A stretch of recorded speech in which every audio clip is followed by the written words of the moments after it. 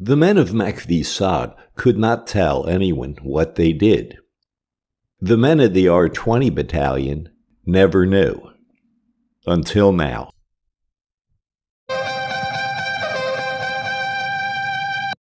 Each year on the 23rd of August, members of the Special Operations community take a moment to remember the darkest day in their history. On the 22nd of August 1968, Green Berets from bases scattered across Vietnam converged on MACV-SOG's forward operations base in Da Nang for a promotion board. Most were combat veterans from recon teams and hatchet forces who fought the top-secret war in Laos and Cambodia. On missions, they wore no dog tags or uniform insignia.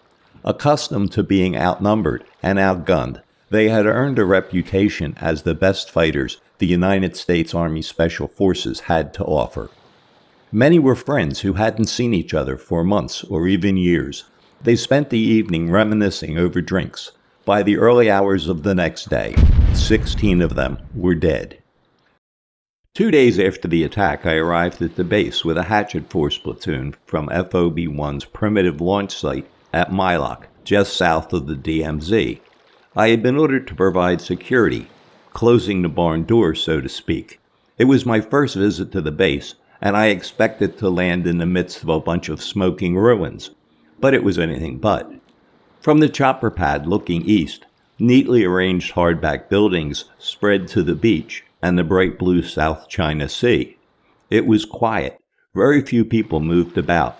I and my band of combat-loaded mercenaries felt strangely out of place in what to us looked more like a tropical resort than a forward operations base. As I left the platoon on the chopper pad and walked down to the camp, I quickly realized my initial impression was very deceiving. I saw a hole cut in the fence that surrounded the TOC. It appeared the enemy had tried to pry the air conditioners out of the bunker in an attempt to throw explosives inside. The supply warehouses were completely burnt out. The senior NCO and the transient barracks were destroyed, and other buildings in the cluster were damaged. I learned this is where most of the fatalities occurred. The Camo bunker was completely destroyed. During the time I was there, I talked to many of the survivors of the attack. They spoke of arriving at an overcrowded and unfamiliar base. Many were without their combat gear. Suddenly they were faced with a well-planned attack by Viet Cong infiltrators. They universally agreed that there was no organized resistance. They told me stories of groups of 2 and 3 men struggling together, often heroically, for survival. Heard some muffled explosions, rifle fire, automatic rifle fire. Carrying AK-47s, and it dawned on me that these were our guys, you know. I opened up the door, an NBA guy throwing satchels of explosives my way. The accounts haven't changed much over the years. There are just more and more of them. But even after all these years, a major question remains. Did the enemy attack the base to specifically counter the damage SOG operators were inflicting on their supply lines in Laos? Or was the base merely chosen as a target of opportunity during the 1968 autumn offensive? Here, from the words of the men who carried out the attack, I'm able to detail the preparation and execution of the operation and finally put this question and many others to rest. Noteworthy thanks to Bonnie Cooper of the Special Operations Association for her help in this project. I am a SOG veteran. Please like this video and subscribe to my channel. It helps. Thanks. In late June of 1968, officials of the National Liberation Front met at Cosvin headquarters to decide whether to go forward with Phase 3 of the Tet Offensive. After much infighting, during which their Chinese advisors walked out in protest and several officials were fired, the decision was made to launch the Phase 3 attacks, now codenamed X2, on 17 August 1968. On July the 24th, the 44th Front received orders to launch a series of 36 attacks across their area of operation as part of X2. Included in the target list was FOB-4, which was described as the Nung Commando Base. In preparation for that attack, a team of 25 intelligence and security personnel were sent to Marble Mountain, which overlooked the target. Marble Mountain is a 400-foot-high marble and limestone outcropping that contains several caves and Buddhist sanctuaries. There they coordinated with the Buddhist monks who had been staunch allies of the Viet Cong since the early days of the war, and set up observation posts to determine the general operation of the base. At the same time, debriefers were sent to the fishing villages south of Marble Mountain. The population in this area was generally sympathetic to the Viet Cong, and many were employed as laborers and domestics at the Nung base. Front cadre were common in the villages. Some even lived there. Far from the clandestine inside job Westerners like to imagine, the workers did not think of themselves as spies. They just spoke freely to the cadre, usually in groups of 2 or 3, about their jobs and the conditions in the camp. As a result of these efforts, the following information was collected. The Nung Commando Base contained approximately 500 personnel. It was a difficult target because it was part of a vast military complex running along the coast, in which the military greatly outnumbered the civilian population. Reinforcement of the base would be rapid. In their favor, the caves of Marble Mountain were less than 100 meters away, providing a safe place from which to launch the attack and quickly return afterwards. Because the base was part of a larger complex, security was lax. The perimeter trenches and bunkers were not occupied at night. The location and functions of the facilities within the base were identified. It was noted that the valuable targets in the base were not protected. The combat forces were clustered to the east, while the logistics, communications, and headquarters buildings were left vulnerable in the west. Because of these factors, it was determined that a successful attack on the Nung Commando Base, although an ambitious goal, was achievable. The Viet Cong military infrastructure in the Da Nang area was controlled by the 44th Front, which commanded 3 regiments. The 38th Regiment consisted of 4 battalions. The 1st Battalion was selected to carry out the attack on FOB-4. This unit is celebrated in Vietnamese military history by its call sign, the R-20 Battalion. During the last week of July, the R-20 Battalion was located in a secure base area of the Dien Ban district when they received orders to prepare for combat operations in the coming weeks. The unit had recently completed basic sapper training, which included barrier breaching and familiarization with demolitions. On 11 August, the battle plan was completed from the information gathered by the reconnaissance group on Marble Mountain, the interviews at the fishing village, and other sources in the area. The R-20 Battalion briefings began the next day at the Dien Ban base. The battalion, which consisted of only 164 officers and men, was tasked to complete 4 objectives. The first was to destroy a small marine outpost located on Dung Mountain that operated a xenon search lamp that could compromise movement in the area. This is Dung Mountain, located just south of Marble Mountain. The second objective was to place suppressive fire on the airfield and interdict the road to prevent the introduction of reinforcements and air support into the battle area. Third, liberate the prisoners in the POW compound.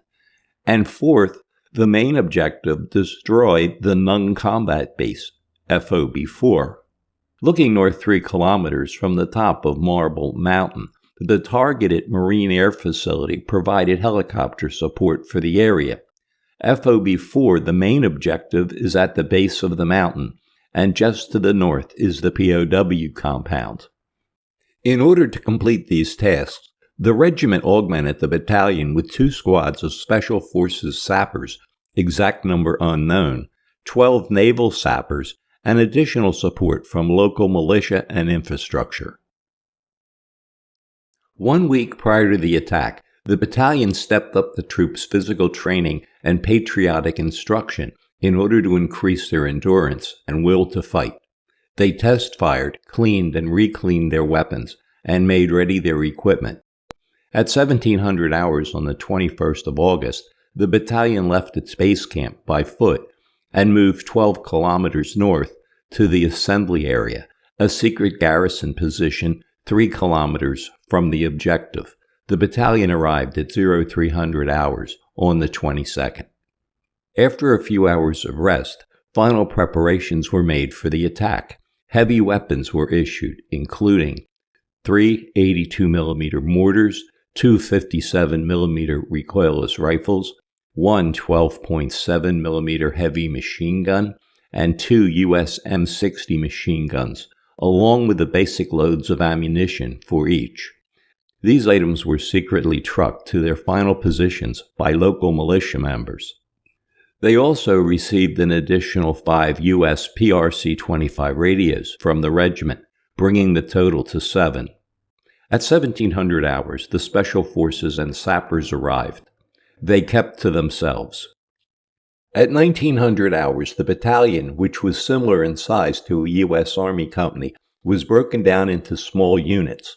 Led by local guides, they mingled with the civilian population and made their way 3 kilometers to the combat position. By 2200 hours, the R-20 reassembled southeast of Sahn Mountain. Over the next 3 hours, they deployed to their attack points. The 2nd Company, with 15 men, climbed the steep cliffs of Dung Mountain and positioned themselves above the Marine Searchlight Squad.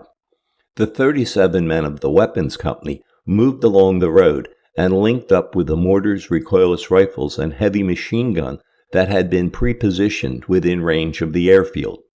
The Naval Sappers and Recon Company, totaling 27, moved to the east of their POW compound target.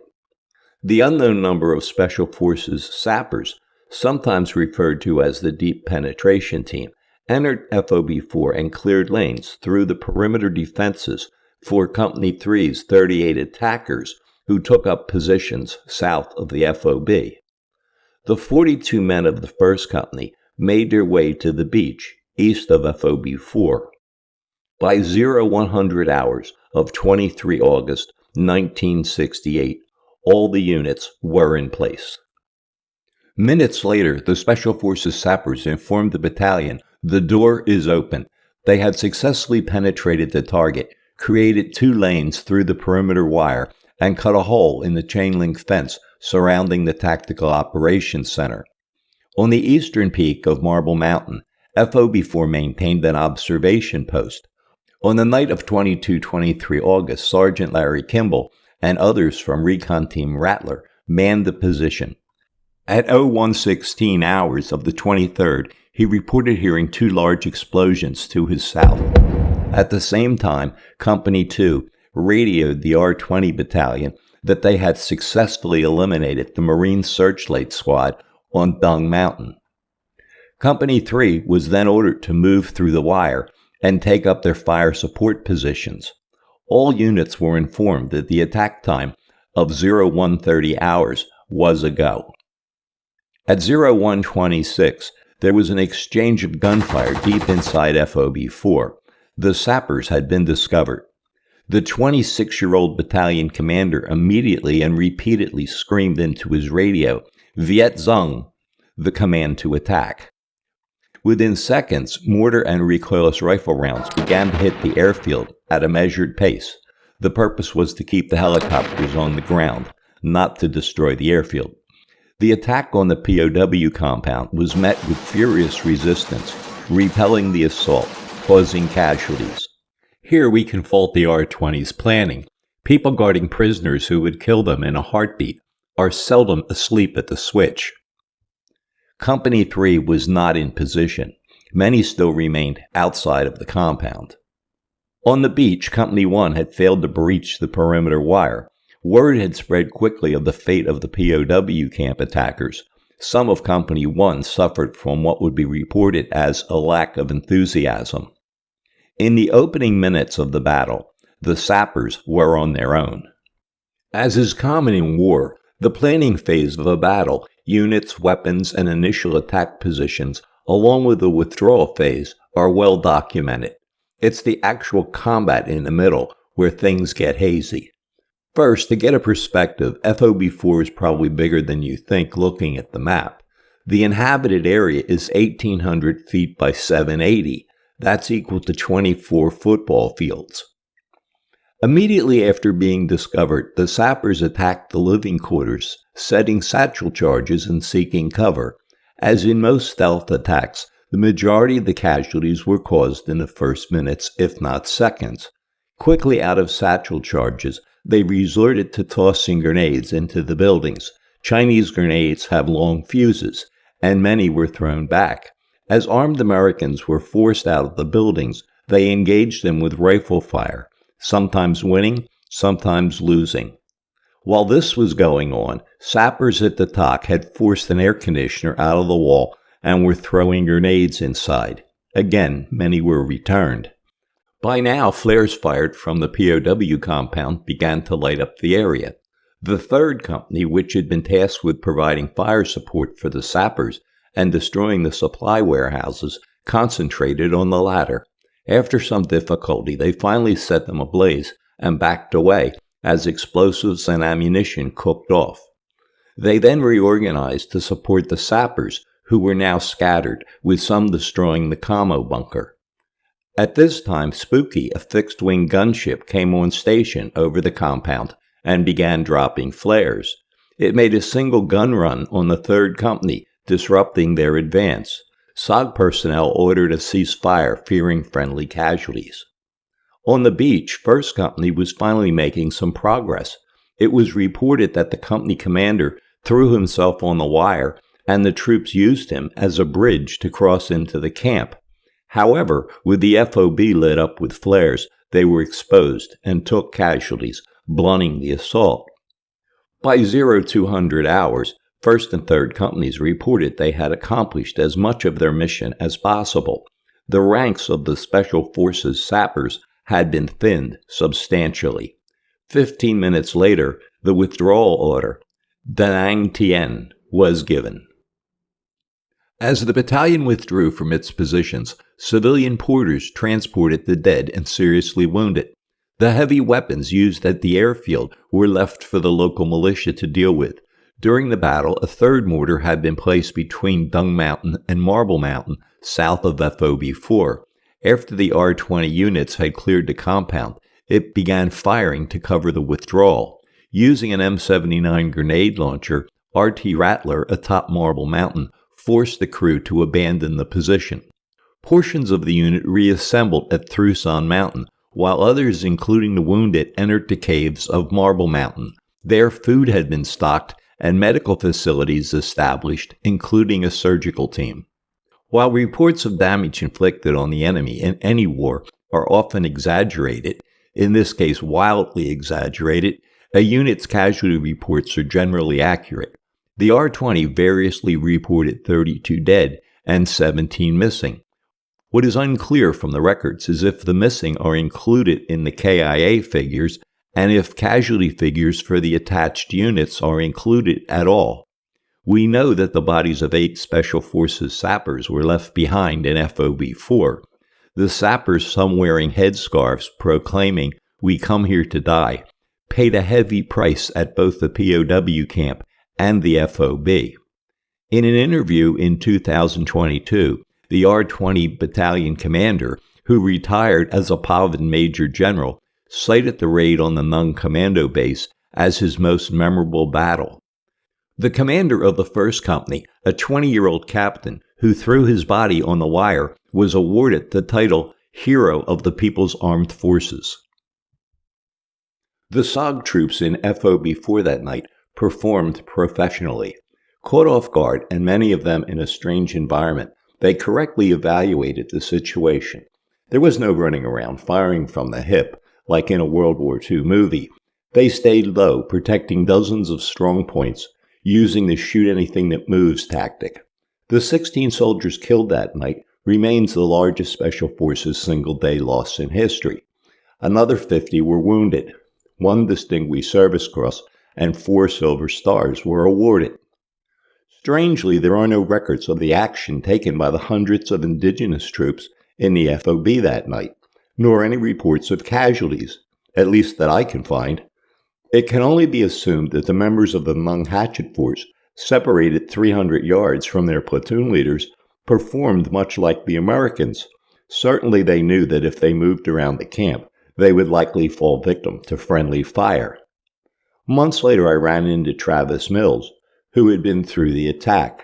We were friends and graduates of the same Special Forces course. He showed me a bunch of scars on his shoulder, explaining that a sapper had repeatedly grazed him that night. What he didn't bother to tell me was that he had also received a through-and-through of the abdomen and still managed to ride shotgun on the ambulance, taking wounded to the Marine Hospital down the road near the airfield. That was Travis Mills. So that brings us to the question, did the National Liberation Front specifically target SOG? We know that the 44th Front was given a list of targets and told to attack those they deemed feasible during the X2 campaign. FOB-4 was on that list. In almost all reports on the activities of the R-20 Battalion, and even in POW interrogations, FOB-4 is consistently called the Nung Commando Base, and described as a battalion that was both a reconnaissance training unit and a force to protect the entire Da Nang military complex. The battalion commander still confirmed this in his 2022 interview. However, on May 19, 2005, during the 115th year celebration of Ho Chi Minh's birth, a revised history of the heroic 1st Infantry Battalion, R-20, was released. While still calling the FOB the Nung Commando Base, the document goes on to describe the base's function as follows. I'll read it exactly as it's translated. The garrison force had a commando battalion codenamed 776, formed in November 1961 with over 500 soldiers, most of whom were Nung soldiers from the northern provinces who migrated to the south after the Geneva Agreement in July 1954, and notorious villains in the south who were selected into this force, organized, trained, and commanded by the Central Intelligence Agency, with the CIA's special forces responsible for the training. The activities of this force were strategic in nature, under the command and direction of the CIA, classified as members of the U.S. Special Federation, pampered by the U.S. puppet regime, and paid very high salaries, so they were very aggressive and cruel.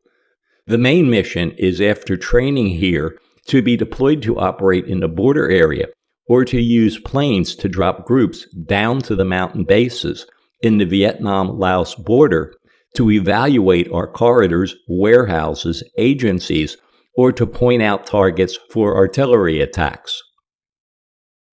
So there you have it. There is no evidence that FOB-4 had priority over any of the other X2 targets. What's even more curious, especially for those of us who served in SOG at that location, is that with all the evidence of compromised SOG targets and spies in our Saigon headquarters, it appears that the 44th Front did not know as late as 1968 what the true mission of the base was. Even in the 2005 revision I quoted here, which was a 15-year project to record the Front's history, the description of our missions is obsolete. In 1964, the CIA turned their clandestine operations over to the Defense Department. It leaves me wondering how much information the People's Army withheld from the National Liberation Front, and more importantly, why. So now, 57 years after the fact, I can finally share for the first time in English what actually happened at FOB-4 that night. But as often happens when researching history, the story ends up down a rabbit hole. You will find my book Dawson's War worthwhile. Rather than just accounts of MACV-SOG's various missions, Dawson's War is the story of 5 men, 3 Americans and 2 Broome Mountain Yard mercenaries. I'll take you with us for a year. You'll get your fair share of gunfights in Laos, because we did. But SOG was so much more than gunfights. SOG was a brotherhood, and unless you experience the camaraderie we shared, you can't really know SOG. Through Dawson's War, these 5 men will become your friends, and like we do, you'll miss them when it's over.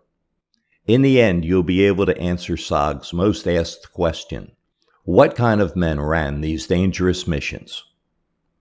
Get a copy today at Amazon. Hey, do me a favor, like and subscribe. Thanks.